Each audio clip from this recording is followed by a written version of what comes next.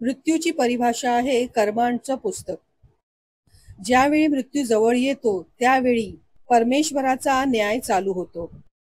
पापांचा चेहरा दिसू लागतो आणि प्रत्येक कर्मांचं फळ हे आत्मांवर दिसून येतं. जीवनाची पूर्ण गाडी आपल्याला दिसू लागते आणि प्रत्येक एक केलेलं पाप हे आपल्याला रडवत असतं. ज्यावेळी आत्माचं शरीराबरोबरचं नातं तुटतं त्यावेळी आपलं कर्मच आपल्याला सांगतं की आपल्याला पुढचा जन्म हा कुठे मिळणार आहे, आपल्याला योनी पुढची कुठे मिळणार आहे. नमस्कार सर्वांना. आज आपण मृत्यू आणि आत्म्यानंतरची आपली जी यात्रा असते, पाप पुण्य आणि यमलोकाची यात्रा, याचं वर्णन आज आपण सविस्तरपणे पाहणार आहोत. ज्यावेळी कुठल्याही जीवाचा मृत्यू होतो, कुठल्याही व्यक्तीचा मृत्यू होतो, त्यावेळी ब्रह्माजी पुढचा जो कालक्रम आहे तो त्यांचा ठरवत असतो. ही ती वेळ असते ज्यावेळी आपल्या शरीरामध्ये 5 प्राण असतात. त्यातला अपान, समान, उदान, व्यान आणि प्राण हळूहळू हे आपले गती कमी करत असतात, थांबवत असतात. हळूहळू ज्यावेळी मृत्यू जवळ येत असतो त्यावेळी त्यावेळी मनुष्याच्या पास्ट लाईफ मधले जे काही कर्म आहेत ते जागृत होण्यास चालू होते. यमराजचे दूत जे अदृश्य रूपात असतात ते, आणि हे यमदूत ते शरीरधारी नसतात, कुणाच्या दृष्टीसही पडत नाहीत. त्यांची उपस्थिती ही कुणाला, प्रत्येक व्यक्तीला दिसतेच अशी नाही. ज्यांचा आत्मा अत्यंत शुद्ध असतो किंवा ज्यांचा आत्मा अत्यंत पापी असतो अशाच लोकांना ते यम दिसतात. त्यावेळी मनुष्याची स्थिती ही भ्रमाच्या रूपात येत असते. त्यावेळी त्या व्यक्तीला स्वतःच्या संपूर्ण जीवनाचा कालक्रम जो जो त्याने घालवलेला आहे त्याच्या आयुष्यात तो दिसण्यास चालू होतो. शुभ कर्मांची फळं, शुभ कर्म त्याला अगदी मनाला शांती देत असतात आणि त्याने त्याच्या लाईफमध्ये जी केलेली पापकर्म असतात ती पाहिल्यानंतर त्याचं मन त्यावेळी भयभीत होत असतं. त्यावेळी यमदूत त्याच्या शरीराच्या जवळ येऊन एकच्या सूक्ष्म शरीराला त्याच्या स्थायी शरीरापासून वेगळ्या करण्याच्या प्रक्रिया चालू करतात आणि ही प्रक्रिया अत्यंत पीडादायक होत असते आणि ही पीडा त्यांना सहन होत नसते. विशेष करून त्यांना पीडा इतकी होते की त्यांनी आपल्या जीवनामध्ये भरपूर पाप केलेलं असतं. हा विषय अत्यंत संवेदनशील आणि गूढ आहे आणि हे रहस्य फक्त कथा नाही, ही यात्रा, ज्या यात्रेतून प्रत्येक एक व्यक्तीला, प्रत्येक एकाला यातून जायचं असतं आणि प्रत्येक एक व्यक्ती यातून जात असतं. तर या व्हिडिओला अगदी शेवटपर्यंत नक्कीच ऐका आणि पहा. चला तर ही आध्यात्मिक यात्रा चालू करू. मृत्यू फक्त अंत नाही, तर यानंतर एक नवीन यात्रा चालू होते. आत्मा त्यांच्या कर्मानुसार सजा किंवा पुरस्कार हे प्राप्त करत असते. शरीराचा मृत्यू हा फक्त एक परिवर्तन आहे. आत्म्याला त्याच्या स्वदेशी परत जायचं असतं. प्रत्येक व्यक्तीला त्याचं फळ मिळत असतं आणि त्याचा मार्ग पुढे मिळत असतो. मृत्यू फक्त देहाचा अंत नाही, तर आत्माच्या कर्मांचा खरेपणा आहे, ज्यामध्ये पापांचा घडा भरतो आणि पुण्य केलेल्यांचं कर्म ठरतं. ज्यावेळी सूक्ष्म शरीराला खेचण्याची प्रक्रिया चालू होत असते, प्राण हळूहळू नाडीतंत्रातून निघत असतो. सर्वप्रथम व्यानवायू नाभीच्या थ्रू बाहेर पडत असतो, ज्यामुळे पूर्ण शरीरामध्ये कंपन आणि शून्यतेचा अनुभव येत असतो. ज्यावेळी व्यानवायू निघतो त्यावेळी शरीराची गतीही हळूहळू थांबत असते. त्यावेळी त्या व्यक्तीला आपल्या आसपासचा सगळा काही अनुभव हा एक वेगळ्याच प्रकारचा असतो. काहींना प्रकाश दिसतो तर काहींना अंधकार दिसतो आणि हे सर्व त्यांच्या कर्मावर निर्भर असतं. आणि यमदूत ज्यावेळी सूक्ष्म शरीराच्या चारी दिशा फिरायला लागतात आणि जसं आणि लगेचच ज्यावेळी समान वायू हा शरीरातून बाहेर पडतो त्यावेळी त्या व्यक्तीची पाचन क्रिया आणि उष्मा ही समाप्त होत असते. त्यावेळी त्यांचं शरीर हे थंड पडत असतं आणि ही भौतिक प्रक्रिया नसते, ही आत्माच्या शरीराची प्रक्रिया होत असते. त्यावेळी पीडाही होत असते. यावेळी जे पापी आत्मा असतात त्यावेळी ते खूप ओरडत असतात, त्यांना त्यावेळी खूप त्रास होत असतो. पण त्यावेळी त्यांचं कोणीही ऐकू शकत नाही, कोणीही ऐकत नाही. आणि त्यावेळी एक अद्भुत घटना, अद्भुत दृश्य त्यांना दिसत असतं. जे सूक्ष्म शरीर ज्यामध्ये आत्मा, मन आणि बुद्धी असते, हे स्थूल शरीरापासून वेगळं होण्याच्या कगारमध्ये असतं. व्यक्तीचं मन त्यावेळी त्यांचे सर्व संबंध, संपत्ती, शरीर अशा प्रत्येक गोष्टीला पकडण्याचा प्रयत्न करत असतो तो आत्मा. यमदूत हे त्यांच्याकडून हे सगळं काही काढून घेत असतात आणि हा संघर्ष त्यावेळी त्यांच्यामध्ये चालू असतो. आणि त्यावेळी त्या आत्म्याला ती पीडा सहन करावी लागत असते. आणि जो व्यक्ती त्याच्या जीवनामध्ये सत्य, धर्म आणि संयमचं पालन करत असतो, त्याच्या आत्म्यासाठी हे विच्छेदन एक सुगंधी पुष्पासारखं असतं. तो हळूच त्या झाडापासून वेगळा होतो. ज्या व्यक्तीने पापांचा भार उचललेला असतो त्याला भरपूर यातना होत असतात. आणि ज्यावेळी प्राणवायू आत्म्याच्या डोक्यातून बाहेर पडत असतो आणि त्यावेळी त्यांचं अंतिम द्वार हे खुलत असतं आणि त्यावेळी ठरत असतं की त्या व्यक्तीने कुठल्या प्रकारचं जीवन हे जगलेलं आहे. कुठल्या कुठल्या आत्मा ह्या डोक्याच्या भ्रमरंध्रातून बाहेर पडत असतात, तर कोणी नासिकामधून बाहेर पडत असतात, तर काही नेत्रातून बाहेर पडत असतात किंवा अन्य अंगातून बाहेर पडत असतात. आणि हे पूर्णपणे त्या आत्म्याच्या कर्मांवर डिपेंड असतं, कर्मांवर अवलंबून असतं. ज्यावेळी आत्मा आपल्या देहातून बाहेर पडत असतो त्यावेळी त्याच्या समोर यमलोकची यात्रा प्रारंभ होत असते.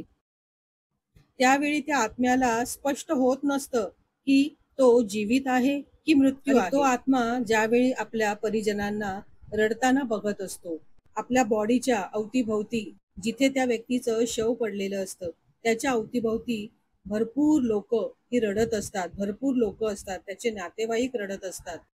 पण त्यावेळी तो कुणाशीही बोलू शकत नसतो.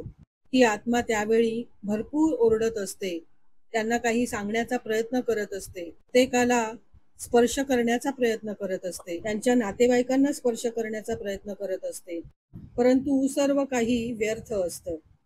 आणि ही स्थिती अत्यंत पीडादायक असते.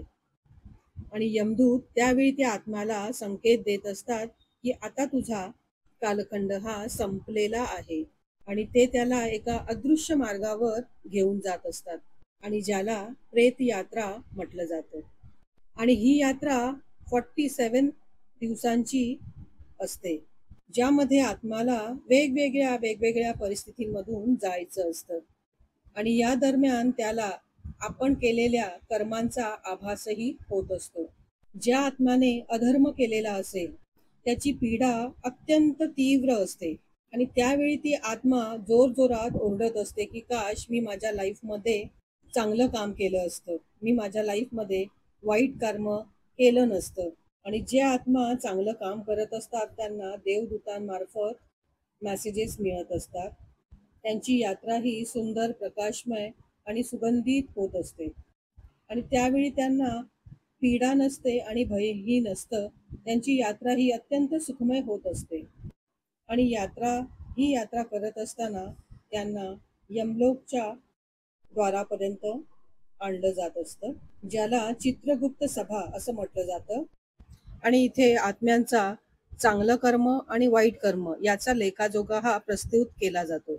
चित्रगुप्त प्रत्येक एक गोष्टीचं विस्तारमध्ये स्पष्टीकरण देत असतो. आणि इथे कुठलाच बहाणा चालत नाही, छल चालत नाही. जे कर्म केलेलं असतं तेच कर्म चित्रगुप्त पुढे विस्तारपणे स्पष्टीकरण देत असतो. आणि त्यावेळी चांगल्या केलेल्या कर्माची प्रशंसा होत असते आणि वाईट कर्माला दंड निर्धारित करत असतात.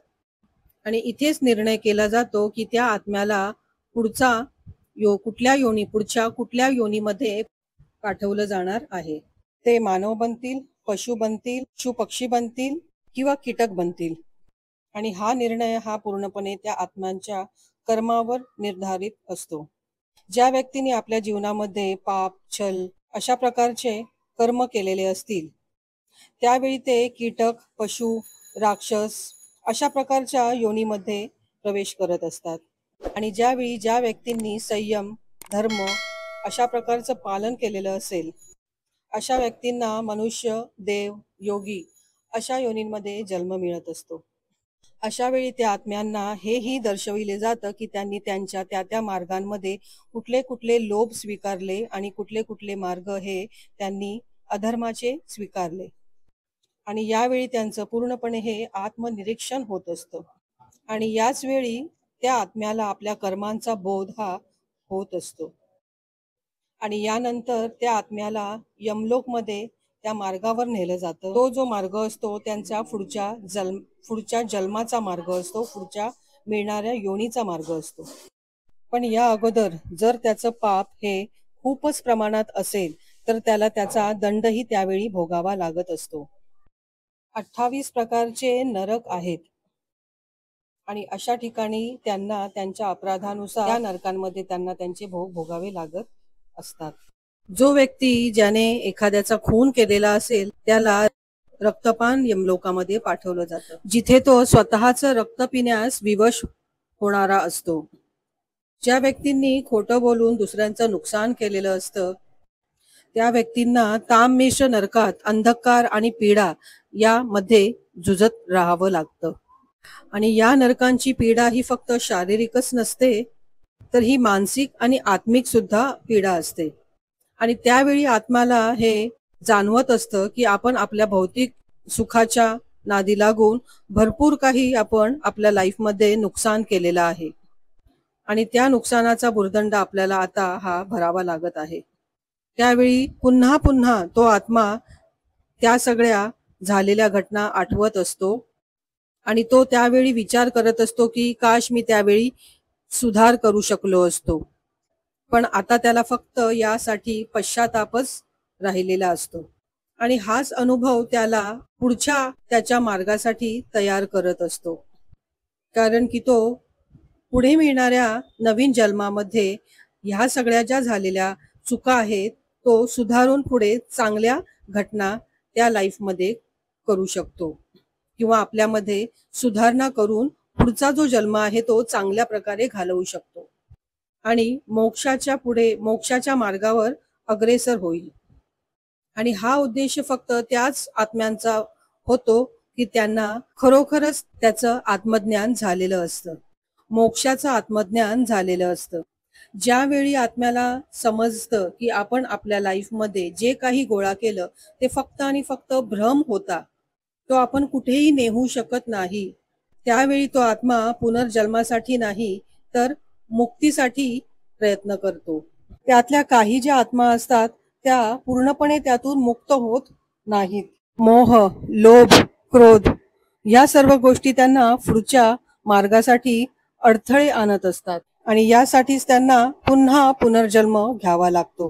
त्याच संसारामध्ये त्याच मायेमध्ये त्यांना पुन्हा जन्म घ्यावा लागतो, कारण जेणेकरून ते पुन्हा ते कर्म करू शकतात आणि स्वतःची आत्मशुद्धी करू शकतात.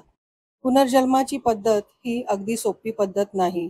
यासाठी देवलोकामध्ये विशेष देवबंग नियुक्त केलेले असतात आणि ते त्यांच्या कर्मानुसार पुढच्या योनीमध्ये पाठवण्याची प्रक्रिया करत असतात. ही प्रक्रिया अगदी सूक्ष्म गणनेनुसार केली जाते. त्यांचा जन्म कुठल्या देशात, कुठल्या आईवडिलांच्या पोटी, कुठल्या वेळी आणि कुठल्या परिस्थितीमध्ये त्यांचा जन्म होईल हे सर्व तिथे निर्धारित केलं जातं. आणि ज्यावेळी त्यांचं हे निर्धारण पूर्ण होतं त्यावेळी त्या आत्म्याला हा मार्ग सामान्य दृष्टीस पडत नाही, पण सूक्ष्म लोकांमध्ये हा अगदी सूक्ष्म आणि जागरूक मार्ग असतो. ज्यावेळी तो आत्मा त्या गर्भात प्रवेश करत असतो त्यावेळी तो आपल्या पूर्वजन्मातल्या ज्या स्मृती आहेत त्या हळूहळू सोडण्यास चालू करत असतो. ज्यावेळी एखादा आत्मा गर्भामध्ये प्रवेश करत असतो त्यावेळी तो आपल्या पूर्वजन्मातल्या पुन्हा एकदा सगळ्या त्या घटना तो अध्ययन करत असतो. त्याला त्या सगळ्या घटना आठवत असतात. पण जसजसा तो देह धारण करतो त्याप्रमाणे त्याच्या त्या स्मृती नष्ट होण्यास चालू होतात. आणि त्यावेळी तो ईश्वरास प्रार्थना करत असतो की हे देवा, की यावेळी मला असा जन्म दे की मी तुमच्या मार्गावर चालेन, तुमच्या मार्गावर चालत राहीन आणि पूर्वजन्मात केलेल्या पापांपासून मुक्त होऊ शकेन आणि आणि यावेळी आपल्या जीवनाला सार्थक बनवू शकेन. त्यावेळी त्यांच्या चेतनांवर अज्ञानांची परत चढत असते. तो जो आत्मा असतो तो त्या गर्भात 7 महिन्यापर्यंत त्याला सर्व काही आठवत असतं की मी पुन्हा कशाला जन्म घेत आहे, मला कुठलं कर्म करायचं आहे, मी पूर्वजन्मी काय केलेलं आहे आणि आता मला कुठली सुधारणा करण्यासाठी पुन्हा या गर्भामध्ये मला जन्म दिलेला आहे. त्यावेळी त्या गर्भामध्ये एक प्रकाश पसरलेला असतो. त्यामुळे ते स्वतःला ओळखत असतात. ते ओळखत असतात की त्यांचं खरं अस्तित्व हे शरीर नाही, आत्मा आहे. आणि तो आत्मा देवाला प्रार्थना करत असतो की त्याच्या जन्मानंतर सुद्धा त्याची जी स्मृती आहे ती कायम असू दे. पण हा प्रकृतीचा नियम आहे की ज्यावेळी एखाद्याचा जन्म होतो, तो आईच्या गर्भातून बाहेर येतो, त्यावेळी त्याची पूर्वजन्माची स्मृती ही नष्ट झालेली असते. त्यावेळी तो या संसारामध्ये अगदी कोऱ्या कागदाप्रमाणे तो जन्म घेत असतो. पण आत्म्यामध्ये सर्व काही हे छापलेलं असतं, सर्व काही हे लिहिलेलं पूर्वजित असतं. आत्म्याला हेही माहीत असतं की जो जो आत्मा प्रत्येक वेळी पडत असतो, निराश होत असतो, त्याला प्रत्येक वेळी देव हा उभारण्याची ताकद देत असतो. प्रत्येक वेळी हा देव त्याला उभारत असतो, उभारण्याचा चान्स देत असतो. म्हणूनच मनुष्य जन्माला हा सर्वश्रेष्ठ जन्म मानलेला आहे. कारण मनुष्यच हा आपल्या कर्माला समजून मोक्षाच्या मार्गावर पुढे निघू शकतो. जन्म घेतल्यानंतर आत्मा, मन, शरीर या तिन्ही स्तरावर कर्म करण्यास प्रारंभ करत असते. आणि त्यावेळी त्या व्यक्तीवर निर्धारित असतं की त्याला आता जो मिळालेला जन्म आहे तो कशा प्रकारे घालवणार आहे. की तो भोगमध्ये डुबणार आहे, आत्मचिंतन करून भक्ती मार्गावर पुढे जाणार आहे. आत्म्याला भक्ती, सत्संग या मार्गावर चालत राहिलं पाहिजे, जेणेकरून त्याला पुढचा जो जन्म आहे त्यात कर्म भोगावे लागणार नाहीत. मोक्ष प्राप्ती तेव्हाच संभव आहे ज्यावेळी आत्मा हा या सगळ्या गोष्टींच्या कर्म करत असेल. आणि हा मार्ग सरळ मार्ग नाही, कारण मायांचं आवरण त्याला पूर्णपणे यात झोकून घेत असतो. तो जन्मापासूनच स्वतःला शरीर मानतो आणि तो आत्मा विसरून जातो की त्याचं अस्तित्व फक्त या जीवनापर्यंतच सीमित नाही. त्याला भूक, पीडा, अस्तित्व, सुख, संपत्ती, नातेवाईक यामध्येच वास्तविकता नजर येऊ लागते. आणि हाच भ्रम हा मानवाला संसारामध्ये, त्या आत्म्याला संसारामध्ये बांधून ठेवत असतो. जोपर्यंत आत्म्याला हे समजत नाही की हे जे शरीर आहे ते नश्वर आहे, फक्त आत्माच हा शाश्वत आहे, तोपर्यंत त्या व्यक्तीचा मोक्ष हा असंभव आहे. आणि हेच कारण आहे की संतजन हे प्रत्येक वेळी सांगत असतात, शरीर, आत्मा हे फक्त भोजन आणि सांसारिक सुखांसाठीच नाही, तर आत्मसरण आणि ईश्वराच्या मिलनासाठी आहे. मनुष्य जीवनामध्ये प्रत्येक दिवशी जे कर्म होत असतात तेच आत्म्याच्या येणाऱ्या मार्गाला निर्धारित करत असतात. जर कुठला व्यक्ती अगदी सच्च्या मनाने, अगदी खऱ्या मनाने सेवा करत असेल तर तो व्यक्ती पुण्यच कमवत नाही, तर स्वतःच्या शरीरातला जो आत्मा आहे त्याला सुद्धा जागृत करत असतो. यामुळेच जो व्यक्ती ध्यान, सत्संग, आत्मचिंतन करतो तो व्यक्ती हळूहळू या संसारातल्या हे जे मायाजाल आहे त्याला ओळखत असतो, त्याला ओळखण्याची ही कला येत असते. मृत्यूच्या अगोदरच मृत्यूचा बोध होणं हे जरुरी आहे. जोपर्यंत तो व्यक्ती या सत्याला स्वीकारत नाही की हे शरीर एक दिवस नष्ट होणार आहे, तोपर्यंत तो आपल्या जीवनाचा मार्ग समजणार नाही, मार्ग समजू शकत नाही. मृत्यू अंत नाही, आरंभ असतो. आत्माच्या पुढच्या मार्गाचा ही यात्रा कशी असेल आणि हे पूर्णपणे या जन्मावर निर्धारित असतं. जीवनामध्ये प्रत्येक दिवशी हा विचार केला पाहिजे की आज जे मी कर्म केलेलं आहे ते कर्म मला मोक्षाकडे नेणार आहे का, की पुनर्जन्माच्या पुन्हा त्या कर्मद्वारा जवळ नेणार आहे. आणि जन्म ही काही साधारण प्रक्रिया नाही. हा असा चक्र आहे ज्यामध्ये आत्मा सारखी सारखी फसत असते, प्रत्येक वेळी फसत असते. हा संसार एक मोठा ब्रह्मजाल आहे आणि ही आत्मा प्रत्येक वेळी आपल्याच कर्मामध्ये गुंतत असते. प्रत्येक जन्मामध्ये आत्मा हाच विचार करत असते की या जन्मामध्ये मी खूप चांगलं काम करेन, काही वेगळं काम करेन, सच्चाई जी खरं आहे तेच करेन. पण ज्यावेळी तो आत्मा सांसारिक मोहांमध्ये अडकला जातो त्यावेळी तो आत्मा सर्व काही विसरून जातो. परिवार, संपत्ती, यश, भोग, कामनाये हे सर्व आत्म्याला गुंतवून टाकण्याचा प्रयत्न करत असतात आणि याचमुळे तो मुक्तीच्या मार्गाकडे जात नाही आणि याचमुळे त्याला मुक्ती मार्ग मिळत नाही. आणि यातून बाहेर निघण्याचा एकमात्र मार्ग हाच आहे की आत्म्याला स्वतःमध्ये झाकून पाहणं. आत्म्याला स्वतःमध्ये आत्मबोधच मोक्षाची ही पहिली सीडी आहे. आत्मा हे स्वीकारतं की जीवन हे फक्त उपभोगाचाच मार्ग नाही, तर आत्म्याच्या विकासाचं सुद्धा साधन आहे. आत्मा जे पण काही करत असतो त्यामध्ये त्यांचा विवेक, सेवा आणि प्रेमाचा समावेश होण्यास चालू होत असतो. आत्मा ओळखत असतो की प्रत्येक एका क्रियेचा आपल्याला फळ मिळणार आहे आणि हे फळच आपल्या भविष्याची दिशा निर्धारित करणार आहे. जे आत्मा या गोष्टीला मानत नाहीत ते मृत्यूच्या पश्चात, मृत्यूनंतर भयानक गोष्टींना त्यांना सामना करावा लागतो. यमदूत त्यांना पकडून त्या मार्गावर घेऊन जात असतो जिथे त्यांना एका एका पापाचा हिसाब द्यावा लागतो, धनसंपत्ती, आणि तिथे फक्त आणि फक्त त्यांचं कर्मच त्यांना साथ देत असतं, रक्षाच्या रूपात किंवा दंडाच्या रूपात. त्यामुळेच हे जे जीवन मिळालेलं आहे ते खूप अमूल्य आहे आणि हा एक दुर्लभ अवसर आहे जो आत्म्याला मिळालेला आहे आणि याला फक्त सांसारिक सुखांमध्ये झोकून देणं हा आत्म्याबरोबर केलेला खूप मोठा अन्याय आहे. कारण तो फक्त स्वतःला शरीर समजत राहतो.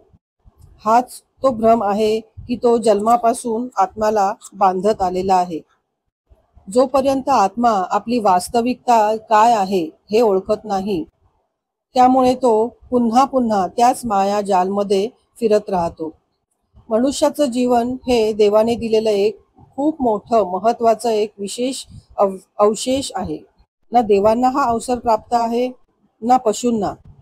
फक्त आणि फक्त मनुष्यच हा असा प्राणी आहे ज्याला विचार करण्याची, समजण्याची आणि आपल्या कर्माची, म्हणूनच या जीवनाला खूपच महत्वाचं, मौल्यवान समजलं जातं आणि ह्या अमूल्य दिलेल्या अवसरला व्यर्थ घालवणं, भोग, वासना आणि अहंकार मध्येच फक्त त्याला घालवणं, यामुळेच आपल्या आत्म्याला ते अंधकारमध्ये ढकलत असतात. मृत्यू येतो त्यावेळी माणसाला हळूहळू भय निर्माण होतो. ज्यावेळी आत्मा पाहत असतं की आपण जीवनभर काय केलं ते काहीच त्याच्या बरोबर नाही, ज्याच्या मागे आपण धावत होतो ते काहीच आपल्या बरोबर नाही, फक्त कर्मच त्याच्या समोर उभा आहे. मृत्यूनंतर आत्मा अशा प्रवासासाठी निघते की जिथे छाया दिसत नाही, पाणी दिसत नाही, न विश्राम दिसत. तिथे फक्त आणि फक्त काटे, ऊन, त्रास, हवा, गर्म हवेमध्ये प्रत्येक एका कर्माचं त्याला तिथे बोज दिसत असतं. जो व्यक्ती विचार करत असतो की मृत्यूनंतर सर्व काही समाप्त होतं, ती त्या व्यक्तीची सर्वात मोठी चूक असते. मृत्यू हा अंत नाही, तो तर आत्मासाठी पुढचा मार्ग आहे. यातून एकतर दुःख तरी मिळतं किंवा मोक्ष तरी मिळतो किंवा एक नवीन दिशा तरी मिळते. जे झालं त्याला सोडा आणि पुन्हा नवीन जे येणारं आहे त्याला धर्म, सेवा आणि आत्मज्ञान यापासून भरून टाका. एक दिवस हे शरीर सुद्धा नष्ट होणार आहे, परंतु आत्माने केलेले जे कर्म आहे ते उर्वरित राहणार आहे आणि हेच सत्य आहे आणि याला ना वेळ मिटवणार आहे ना मृत्यू. जसं बीज मध्येच वृक्ष लपलेलं असतं, त्याचप्रमाणे आत्मामध्ये त्यांचे पूर्णपणे समस्त कर्म लपलेले असतात आणि वेळ आल्यानंतर ही फळं प्रत्येकाला भोगावी लागतात आणि ते या जन्मात किंवा पुढच्या जन्माच्या शृंखलेमध्ये. मनुष्याने केलेल्या छोटे मोठे कर्म किंवा वाणी यातून केलेले कर्म हे अदृश्य लेखाजोखा हे नेहमी सतत चालत राहत असते. त्या गोष्टी सुद्धा त्याच्या पुढचे भविष्य ठरविण्यासाठी निर्णायक ठरत आहेत. जर कुठल्या व्यक्तीने अपमान केला किंवा कोणाला दुःख दिलं किंवा कोणाची मदत करण्याची वेळ असताना सुद्धा त्याला मदत केली नाही, तर तेही एक प्रकारचे पापच आहे. ज्याप्रमाणे कोणी हिंसा आणि छल केलेला असेल. जर कोणी व्यक्ती अगदी शांतपणे सेवा करत राहिला आणि दुसऱ्यांना अगदी चांगल्या प्रकारे योग्य मार्गदर्शन करत राहिला, मदत करत राहिला, तर त्या प्रकारचे जे पुण्य आहे ते अशा प्रकारचं बीज बनलं जातं, जी त्याची पुढची यात्रा आहे ती अगदी सरळ सोपी त्यामुळे बनली जाते. जीवनाचा प्रत्येक एक क्षण हा मौल्यवान आहे. जे या घटनेमध्ये केलं जातं तेच मृत्यूनंतर दाखविलं जातं. ज्यावेळी आत्मा मृत्यू पावते त्यावेळी तो आत्मा सूक्ष्म रूप धारण करते. त्यामध्ये भौतिक संसाराची प्रत्येक एक गोष्ट लुप्त होते, पण त्याच्या कर्माची जी सावली आहे ती चारही ठिकाणी सरली जाते आणि तेच कर्म त्याचे पुढे त्याला मोक्ष आणि यातनादायी दोघांपैकी मार्गावर नेले जाते. आणि आत्मा त्यावेळी अत्यंत संवेदनशील होत जाते, कारण त्यावेळी त्यांचे प्रत्येक केलेले कार्य समोर दिसून येत असते. जर त्यांनी कुठल्या दुसऱ्या व्यक्तीला पीडा दिलेली असेल तर ते स्वतः सुद्धा तीच पीडा भोगत असतात. प्रेत अवस्थेमध्ये आत्मा पूर्णपणे स्वतंत्र रूपात तर असते, पण ती पूर्णपणे मुक्तही होत नाही स्थिर होत. जर पुण्यकर्म जास्त असेल तर ही अवस्था अगदी क्षणिक असते आणि तो आत्मा लगेचच मोक्ष मार्गाकडे वळण्यास सुरुवात होतो. आणि ज्या व्यक्तींनी पाप केलेले असेल त्या व्यक्तींना हा जो क्षण आहे तो खूप मोठा वाटत असतो आणि त्रासदायक वाटत असतो. त्यावेळी तो आत्मा पुन्हा पुन्हा त्याच घटना करत असतो. खूप वाईट केलं. आत्मा त्यावेळी स्वतः त्यांच्या निर्णयाचं न्यायाधीश बनते. आत्माच स्वतःच्या कर्माला बघून ठरवत असते मी काय निवडायचं आहे, पुढे मी कुठला जन्म निवडायचा आहे. आणि हेच कारण आहे की आत्मा स्वतः वेदना सहन करत असते, की हे समजून माझ्या लाईफमध्ये खूप काही वाईट गोष्टी केल्यात. आत्म्याला आता समजू लागत असतं की ज्या जीवनाला मी अगदी हलके घेतलेले होते, ज्या जीवनामध्ये मी इतका हलगर्जीपणा केलेला होता, तो खरं तर मला दिलेला किती मोठा अवसर होता, किती गंभीर अवसर होता. आणि त्यावेळी तो आत्मा तिथे प्रार्थना करत असतो की काश मला पुन्हा एकदा नवीन जन्म मिळाला तर मी माझ्या लाईफमध्ये सुधारणा करेन. आणि ही आत्माची सर्वात मोठी गहरी खोल कामना असते. आणि यावेळी यमराज त्या आत्म्याचं जे काही बोलणं असेल ते ऐकण्यासाठी त्यांचे जे यमराजांचे सहाय्यक असतात त्यांना त्यावेळी तिथे बोलवत असते. आणि त्यावेळी यमलोकात निर्णय घेतला जात असतो की या आत्म्याला त्यांनी जे काही केलेलं आहे, वाईट गोष्टी केलेल्या आहेत, त्या पापकर्माचा दंड भोगायला मिळाला पाहिजे. आणि जर आत्म्याने चांगल्या दिशेला परिवर्तन करण्याचा केलेला आहे तर त्यावेळी त्या आत्म्याला पुन्हा एकदा नवीन जन्म दिला जातो की तो आत्मा आपल्या कर्मांना पुन्हा एकदा सुधारू शकतो. अशा वेळी आत्म्याला पुन्हा एकदा नवीन प्रकारचा मार्ग दाखविला जातो, एक असा मार्ग जो त्याला मोक्षाकडे घेऊन जाईल. पण मोक्षाकडे जाण्यासाठी त्या आत्म्याला प्रत्येक एक दिवस अगदी काटेकोरपणे जगायचा असतो आणि त्याला प्रत्येक वेळी भूतकाळच नाही तर वर्तमान काळ सुद्धा ही एक त्याच्यासाठी चुनौतीच असते. यामुळे आत्म्याला हे समजतं की मी आता माझ्या कर्माच्या परिणामापासून वाचू शकत नाही, तर मी मन, वचन आणि सत्याच्या मार्गावर मला पुढे चालायचं आहे. त्यामुळेच आत्मा नवीन शरीरामध्ये जन्म घेते. मग ती आत्मा फक्त शारीरिकच नाही तर मानसिक रूपाने सुद्धा ती नवीन मार्गावर चालण्याच्या प्रवासात निघत असते. जो आत्मा आत्मज्ञान करतात, सत्कार्य करतात, सत्य काम करतात तेच मोक्षाकडे वळले जातात. आणि तोच आत्मा पुन्हा कधीच माया बंधनामध्ये, संसारामध्ये बंधनात शिरली जात नाही. मोह बंधनात, संसारात अडकले जात नाही. या जीवन आणि मृत्यूच्या चक्रातून बाहेर पडण्यासाठी आत्म्याला सत्य, अहिंसा आणि ईश्वराच्या प्रती समर्पणाच्या मार्गावर चालावे लागते. आणि हाच तो वेळ असतो की ज्यावेळी आत्म्याला बोध होत असतो की जीवन फक्त शारीरिक अस्तित्वाचं नाही, तर दिव्य उद्देशाचा मार्ग आहे. आणि हे जीवन मिळाल्यानंतर आत्मा आपले हजारोच्या पापातून मुक्त होऊ शकते. मनुष्य योनी फक्त भोग आणि सांसारिक उपलब्धीच्या उपभोगासाठीच नाहीये, तर आत्माच्या अंतिम लक्ष्यापर्यंत म्हणजेच मोक्षापर्यंत पोहोचण्याचे द्वार आहे. ज्यावेळी आत्मा हे ओळखतं की त्याचे शरीर हे फक्त नाही, शरीराचं अस्तित्वच नाही, आणि या जागृतीमुळेच त्याच्यामध्ये विवेक निर्माण होतो. त्यावेळी तो आत्मा विचार करत असतो की कुठले कर्म मला बांधत आहे आणि कुठले कर्म मला मुक्त करत आहे. आत्म्याला सुद्धा त्याच्या परमात्म्याकडे वळायचं असतं, परंतु माया, मोह, संसार हे त्याला प्रत्येक वेळी अडवत असतात. त्यामुळेच आत्म्याला हवं आहे अनुशासन, साधना आणि चिंतन. जो आत्मा आपल्या अखेर मृत्यू समयी पर्यंत कर्मामध्ये जे काही करायचं आहे ते चांगल्या प्रकारे पूर्णपणे पार करून मृत्यू पावत असते, ती मृत्यूच्या वेळी शांत असते. आणि तोच आत्मा मृत्यूच्या वेळी त्या अंधारातून प्रकाशाकडे जात असतो. जिथे सामान्य माणूस ज्याने पाप केलेला आहे तो भयभीत असतो, ईश्वर फक्त त्यांचीच मदत करत असतो जे स्वतः प्रयास करत असतात चांगल्या मार्गाकडे जाण्याचा. ज्यावेळी आत्मा अगदी मनापासून देवाची प्रार्थना करत असतं, भक्ती आणि तपच्या मार्गावर तो आत्मा चालत असतो, त्यावेळी लोकच्या कठीण रस्ते सुद्धा त्याला सहज मार्ग वाटत असतात. जीवन एक परीक्षा आहे. प्रत्येक दिवशी आत्म्यासमोर नवीन विकल्प येत असतात. त्यावेळी त्यांना ठरवायचं असतं की आपल्याला अंधकारामध्ये जायचं आहे की प्रकाशाकडे.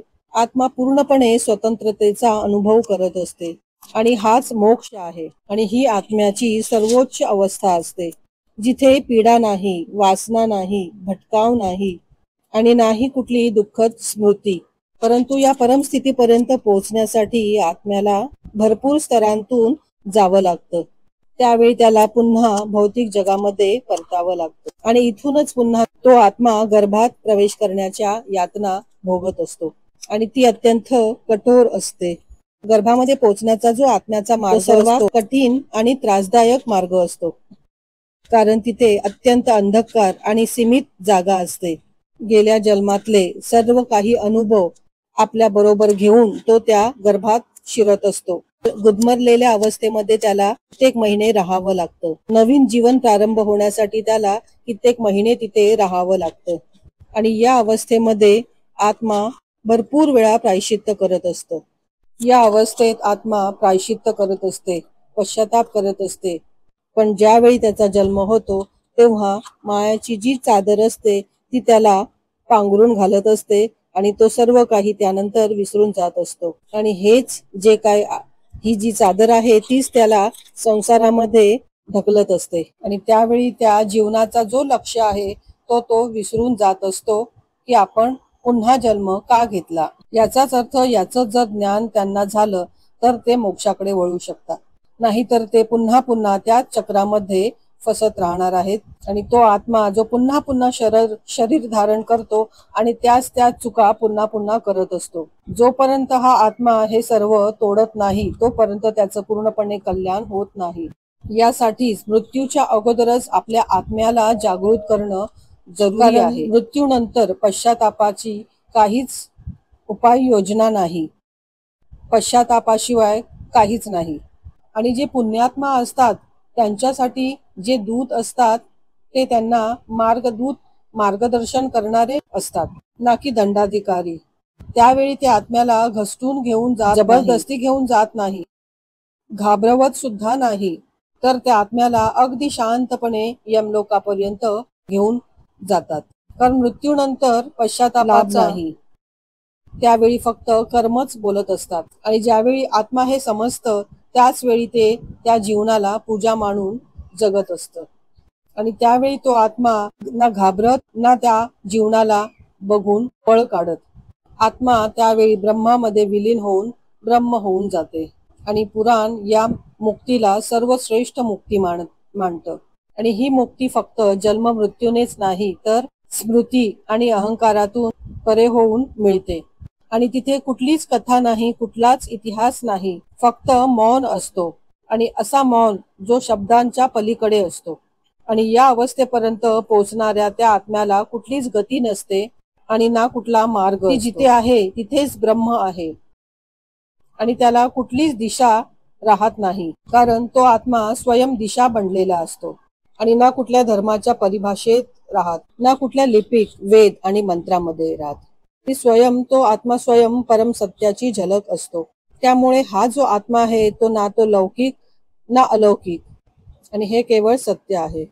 साक्षात ब्रह्मरूप आहे. तो ना बाहेर आहे ना आत, तो सर्वत्र आहे. अशी आत्मा कुठल्याच प्रयोजनाच्या बंधनात राहत नाही आणि ती प्रकाश स्वरूप आहे. आणि जो आत्मा तिथपर्यंत पोहोचतो तो पुन्हा परत येत नाही आणि तिथे फक्त आणि फक्त आनंद उरलेला असतो.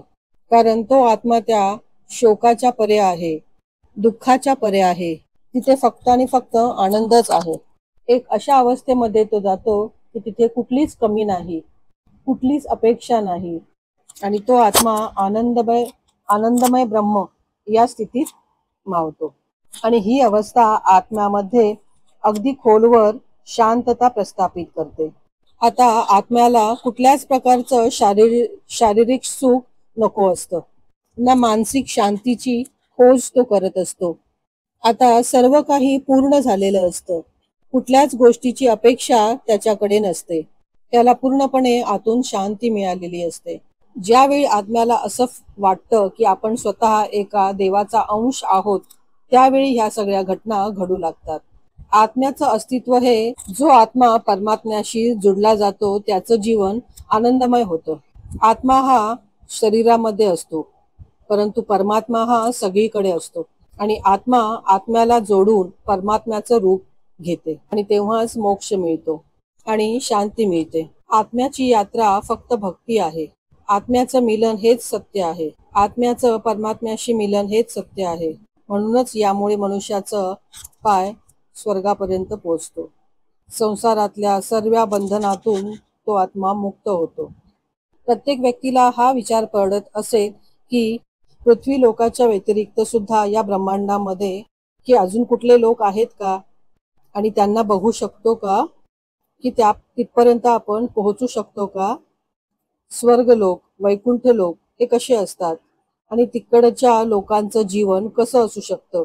पृथ्वी लोका व्यतिरिक्त अजूनही भरपूर लोक आहेत की ब्रह्मांडामध्ये अशा भरपूर काही गोष्टी आहेत की ज्या आपण बघू शकत नाही, महसूस करू शकत नाही. ब्रह्मांडामध्ये अशा भरपूर काही गोष्टी आहेत की त्या सीमित आहेत, की ज्या आपण पाहू शकत नाही ना ऐकू शकत. ब्रह्मांडामध्ये हर एक वस्तू गतिमान आहे, परंतु अंतरिक्ष मध्ये गेल्यानंतर आपण कुठलाही आवाज ऐकू शकत नाही. आपले किती दिवस किती वर्ष एक दिवसासारखे असतात, परंतु मनुष्य सर्व प्रकारचं माप हे पृथ्वीप्रमाणेच काढतं. सायंटिफिकली सुद्धा ब्लॅक होलमध्ये टायमिंगचा काही महत्वच नाहीये. ब्लॅक होल सारख्या पिंडांना स्वतःच्या डोळ्यांनी बघू पण शकत नाही. लोक म्हणतात जे दिसतं तेच असतं. जर वैज्ञानिक हे मानत असले असते तर ब्लॅक होल सारख्या पिंडांची खोजही झाली नसती, कारण ब्लॅक होलमधून प्रकाश बाहेर येत नाही, म्हणून ते अदृश्यच राहते. अशा प्रकारे ब्रह्मांडामध्ये असे अगणित रहस्य लपलेले आहेत. हे खरंच आहे की ब्रह्मांडामध्ये पृथ्वी लोका व्यतिरिक्त असे भरपूर लोक आहेत, परंतु आधुनिक विज्ञानाच्या द्वारे या लोकांपर्यंत पोहोचू शकत नाही. परंतु आध्यात्मिक उन्नतीद्वारे जरूरच आपण त्यापर्यंत पोहोचू शकतो. भरपूर महान आत्मे, साधू, ऋषीमुनी आणि आध्यात्मिक व्यक्ती त्यांच्या आध्यात्मिकतेद्वारे त्या लोकांपर्यंत पोहोचण्यात सफल झालेले आहेत. आपल्या कर्मानुसार प्रत्येक प्राण्याची, व्यक्तीची अवनीती आणि उन्नती होत असते की तो कुठल्या लोकात जाणार आहे. या लोकातून त्या लोकात असताना त्यांना एक दिव्य प्रकाश, दिव्य अनुभूती मिळत असते. आणि देव हा प्रत्येक ठिकाणी, प्रत्येक स्वरूपात हा दर्शन देत असतो. वैकुंठ हे अगदी सुंदर स्थान आहे, जिथे राहणाऱ्यांचं जीवन सुद्धा अत्यंत सुंदर आहे. आणि इतके सुंदर की ज्याची कल्पना सुद्धा करू शकत नाही. आणि इथे पोहोचण्यालाच मोक्ष म्हटलं जातं. वैकुंठ हे स्वतः प्रकाशित आहे. इथे राहणारे लोक हे नेहमी जवान आणि सुंदर दिसत असतात. भगवान श्रीकृष्ण म्हणतात, जे लोक माझं ध्यान करत असतात आणि मृत्यूच्या समय सुद्धा माझे ध्यान करत असतात, ज्याप्रमाणे आपल्याला आपल्या देशाचं भ्रमण करण्यासाठी भरपूर प्रयत्न करावा लागतो, त्याचप्रमाणे भगवान श्री विष्णू आणि माता लक्ष्मी यांच्या दर्शनासाठी भरपूर प्रयास करावा लागतो. कारण त्या ठिकाणी कुठल्याच प्रकारचा द्वेष या प्रकारचा अंश नसतो. वैकुंठामध्ये जाऊन पुन्हा पुन्हा जन्म घेण्याचा प्रयास आणि मृत्यूपासून सुटकारा मिळत असतो. आणि इथे पोचल्यानंतर आत्माए वेगवेगळे दिव्य शरीर घेत असतात. त्या आत्म्यांना वेगवेगळे दिव्य शरीर मिळत असते आणि ज्यांचा अर्थ त्यांच्या नावाप्रमाणेच आहे. वैकुंठामध्ये सुद्धा त्यांना त्यांच्या कर्मानुसार तिथे वेगवेगळी पदं मिळत असतात. परमेश्वरामध्ये विलीन होणं हेच कुठल्याही जीवाला भगवान समवेत बनवत असतो. काही अशा विशेष लोकांनाच, विशेष आत्म्यांनाच प्रत्येक लोकांमध्ये येण्या जाण्याची मुभा दिलेली असते. जसे नारदजी येण्या जाण्याची शक्ती आणि अधिकार प्राप्त झालेले आहेत. अश्विनी कुमार सर्वोच्च आध्यात्मिक उन्नती प्राप्त केलेले आर्षिक आणि परम भक्त ध्रुव प्रल्हाद. वैकुंठ पर्यंत पोहोचण्यासाठी सुद्धा देवतांना सुद्धा पुण्यकर्म आणि तप करावे लागते. वैकुंठाचा दरवाजा त्याच लोकांसाठी उघडा होतो जे देवांकडे विलीन होतात. ते पूर्णपणे त्यांच्या भक्तीमध्ये विलीन होतात आणि त्यांनाच सर्वोत्तम मोक्ष मिळतो.